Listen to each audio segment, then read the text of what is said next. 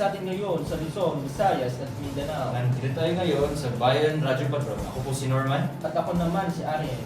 Sa ulo ng mga nagbabagang balita, China expands lockdown to 25 million people to halt viral outbreak. To BIR grant relief to Taal-affected taxpayers in Batangas. Duterte declines invitation to attend U.S. ASEAN Summit. Rescued horse from Taal Volcano Island dies to respiratory problem. For showbiz balita, James Reid and Nadine Lustre. Hiwalay na! Maraming maling paniniwala ng pagplano ng pamilya ay basta-basta. Kung di pa ready magka-baby, just quality choices, dito maniwala. Balang araw, ready na rin. Pero kung hindi ba, adjust ka muna.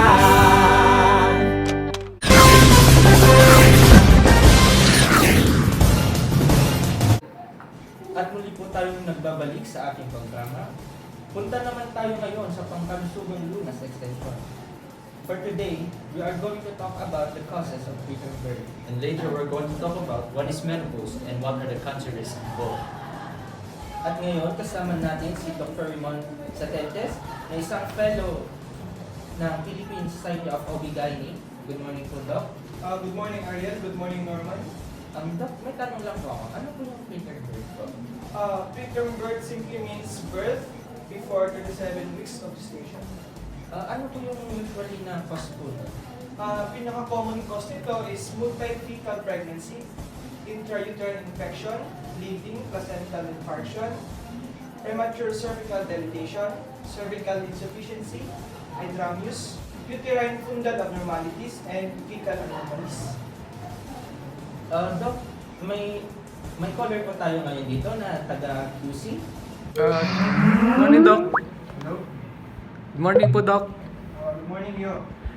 Napatawag po ako, Doc, para maliwanagan po sa kondisyon ng asawa ko. Nung una po kasi, namatay yung first baby namin. Ngayon naman po, buhay po yung kambal namin, kaso nga po, masyadong maaga naman. Ine-expect po namin is March pa po ito. So, ang nangyari sa asawang Pio is preterm birth. So, maagang panganak. So, sabi mo nga, merong kambal. So, multi-fetal pregnancy and polyhydramnios has similar mechanism to induce preterm labor by uterine stretch. So, CAP gene and gastrin releasing peptides increase the stretch. They promote myometrial contractions. It also leads to placental fetal endocrine cascade that leads to more expression of CAP gene that will initiate uterine activation, including premature cervical ripening. Doc, ano po ba yung mga posibleng mag-examine ito, Doc? Stress. So, stress is defined as a condition or adverse circumstances that disturbs the normal physiologic and psychological function of an individual. Example of these are nutritional restrictions, obesity, infection, and diabetes. The potential mechanism of stress-induced preterm birth is premature activation of placental adrenal endocrine axis and triggered by elevation of cortisol. It promotes fetal and adult steroid hormone production and promotes early loss of uterine quiescence. Maternal estrogen level will prematurely rise that alters myometrial quiescence and accelerates cervical ripening. And pwede din yung cervical dysfunctions. So as we all know, cervix prevents ascending infection. It's a barrier.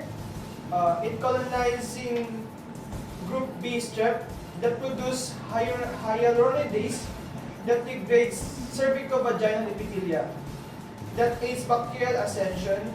Another mechanism is genetic mutation in collagen and elastic fibers and protein that results to premature rupture of membrane. Also, due to infection, microorganisms are the most common entry route. It accounts for 35 to 40% of preterm birth.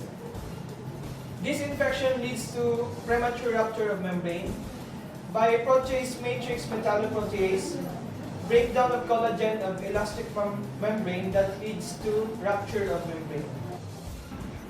Yun po ba yung mga sanhi, Doc? Yun yung mga pinako ko na sa NIO. Maraming salamat po, Doc. Maraming salamat din sa pagtawag dito sa aming stasyon. At yan nga po, tapos na po ang pag-usapan yung preterm birth. At maraming salamat, Doc, sa pagpunta dito.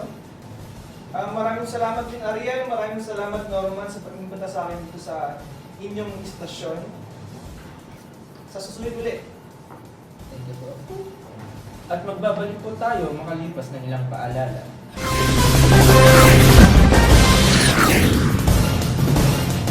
Ang tunay na lalaki, matibay.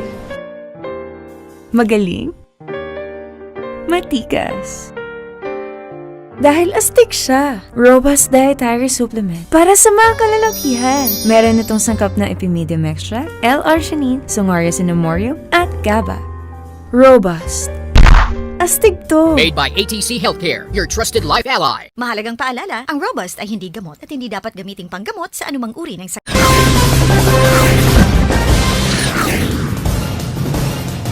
Bali, nagbabalik tayo sa Bayan Radyo Patrol. Sa pangalawang segment ay pag-uusapan natin ang menopause at ano ang cancer risk involved sa postmenopause.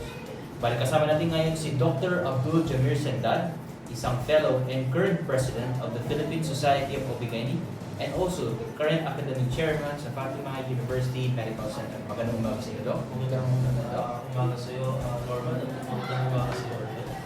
Bali, Doc, may mga ilang katanungan po tayo ngayon. So, katulad po, ano po yung sabihin ng menopause? Kailan po nagsisimula ito? At ano po yung mga signs and symptoms of menopause? So basically, menopause is defined as a permanent cessation of menstruation caused by failure of ovarian follicle development and estradiol production in the presence of elevated gonadotropin levels defined by last menstrual period. What are your gonadotropins? It is your FSH or your follicular stimulating hormone and your luteinizing hormone. Usually, kailan mo masasabi na menopause na yung patient? Pag 1 year na siyang hindi dinadatnan. Average age is 51 years old, but for us Filipino, it is 47 to 48 years old. Mga sintomas nito ay irregular periods, vaginal dryness, hot flashes, chills, night sweats, sleep problems, mood changes, weight gain, and slowed metabolism. Ganun po ba, Doc? Bali, Doc, may caller po tayo ngayon. Pakitanong po kay Doc kung ano yung mga gusto nyo itanongin. Hi, good morning. I'm Jade from Valenzuela City, 51 years old. May mga katanungan lang po sana ako about sa menopause. Totoo po ba na kapag maagang nag-mens ang isang babae, maaga din siya magme-menopause? Okay. It remains uncertain whether age of menarche is associated with age at menopause. Some studies report that women with early menarche also have early menopause. Other studies report that women with early menarche have late menopause, or they report no association. So it doesn't mean na pag maaga ka nag-mens, maaga ka rin mag-menopause. How does menopause affect a woman's cancer risk? Menopause does not cause cancer, but the risk of developing cancer increases as a woman ages. A woman who experiences menopause after age 55 has an increased risk of ovarian, breast, and uterine cancers. The risk is greater if a woman also began menstruating before age 12. A longer exposure to estrogen increases woman's risk of breast cancers. During a woman's menstrual cycle, estrogen stimulates the uterus and breast tissue. So the more menstrual periods a woman has, the longer these tissues are exposed to estrogen. Therefore, women who have been through natural menopause are more likely to develop cancer and as well as high because of the hormonal factors. So, Doc, in my case, I received HRT to cope up with my menopause symptoms. How do we sit na safe siya gamitin without the risk of cancer? So regarding that, we encourage women to try safer alternatives before using hormonal therapy. alternative, which includes lifestyle changes like exercise regularly, getting enough sleep, avoiding hot flashes triggers like your coffee, tea, and alcohol, with smoking, if you're a smoker. If lifestyle changes don't help naman, postmenopausal use of hormonal therapy is recommended, but it increases the woman risk of breast cancer. The Women Health Initiative showed that women who took combined hormone therapy, estrogen and progestin, had a bigger risk of breast cancer. There also may be a higher risk for women taking estrogen alone, but study results on this risk are still inconclusive. Some studies also suggest that using hormonal therapy after menopause may slightly increase ovarian cancer risk. Generally, the longer you use hormone therapy, the more your cancer risk appears to increase. That said, one study actually showed that women who used hormonal therapy had a smaller risk of colorectal cancer, but the increase in breast cancer risk is still bigger than the decreased risk for colon cancer. So, hormone therapy risks tend to outweigh any benefits. Speak with your doctor before using hormone therapy. Make sure you understand all the benefits and harm before you start taking them. What can I do to reduce cancer risk during and after menopausal period? Okay. The same ways to reduce your cancer risk before menopause: exercise, eat a healthy diet, don't smoke and avoid secondhand smoke, and maintain a healthy body weight. Research shows that gaining weight after menopause increases your risk of breast cancer, but losing weight after menopause can actually reduce your risk. Okay.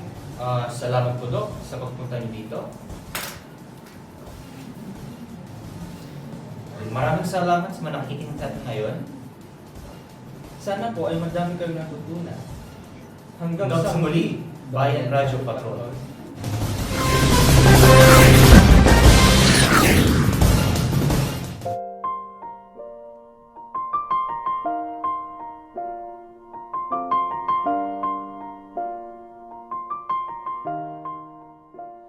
It's been